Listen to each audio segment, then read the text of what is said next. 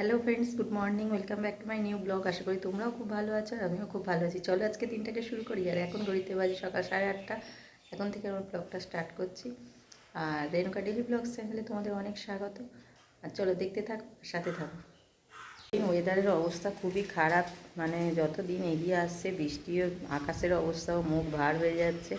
আর এত হাওয়া দিচ্ছে, আবার যেন ঠান্ডাটা ঘুরে এলো। ঠান্ডাটা একেবারেই ছিল না।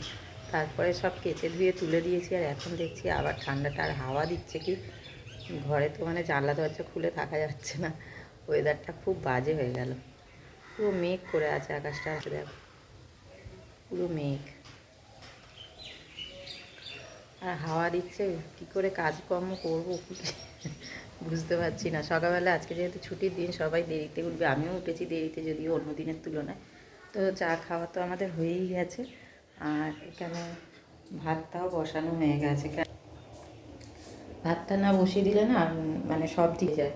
আর সকালবেলা রান্না করে করে আমার অভ্যাস হয়ে গেছে, তো ওই কারণে বেলায় হলে আমার এমনিতেই দেরি হয়। তো দেরি করে বসালে তো আরও দেরি হবে। আর আজকে সোনাই আর পাপায়ের নিমন্ত্রণ আছে, সেখানে যাবে। আর আমরা দুজন তিনজনে খাবো। তো যাই হোক, ওই রান্না যাই হোক করে নেবো, হয়ে যাবে।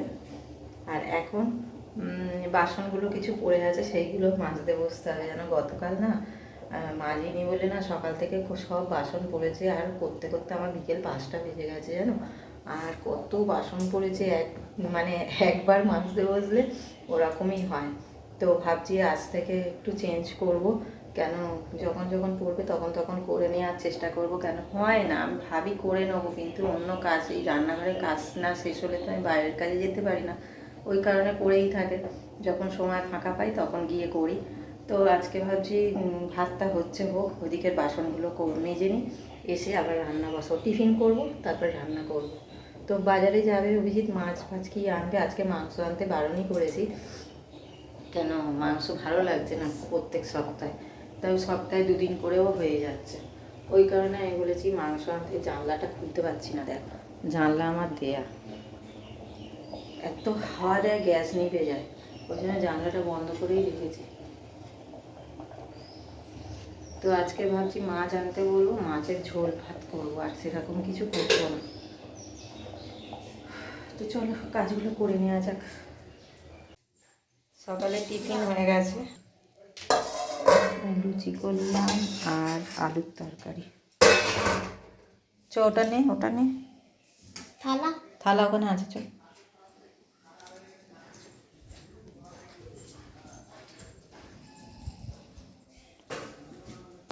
এটা তুলে না, এটা তো বাবা খেয়েছে।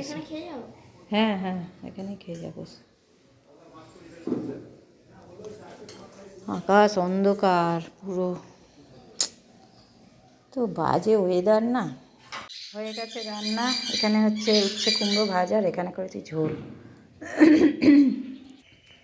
তো এবারে কাজগুলো করে নিই। রান্না করতে করতে তো এতটা দেরি হয়েই গেল সেই। আর রান্নার ফাঁকে ফাঁকে ঘরদোর ঝাঁটও দিয়ে দিয়েছি। বাসনগুলো আছে, এই যে বাসন ফাসনগুলো সব গুছিয়ে বাসনটাকে মেজে নিই, তারপরে এসে ঘরদোর মুছবো, কেন নাহলে দেরি হয়ে যাবে। 12:30 অলরেডি বেজে গেছে এই করতে করতে। এখনও মুদিখানার বাজারগুলো আছে, সেইগুলো এখনও ঢালা হয়নি। এইগুলো পরিষ্কার করবো, বিকেলবেলা করবো, এখন আর করবো না। এখন করতে গেলে অনেকটাই দেরি হয়ে যাবে, এখন আর করতে যাব না। সব লাইন দিয়ে বসানো আছে, এগুলো পরে সেই সন্ধেবেলায় কাজের চাপটা অতটা নেই, রান্নার চাপটা ওটা পরে। এই একটা সাবান বাথরুমে রেখে দেবে, ডেটল সাবানটা।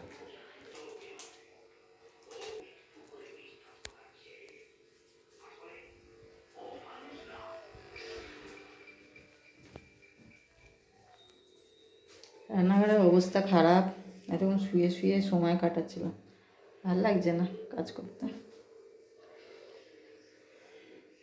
শুয়ে অনেক কাজও হয়েছে, তারপরে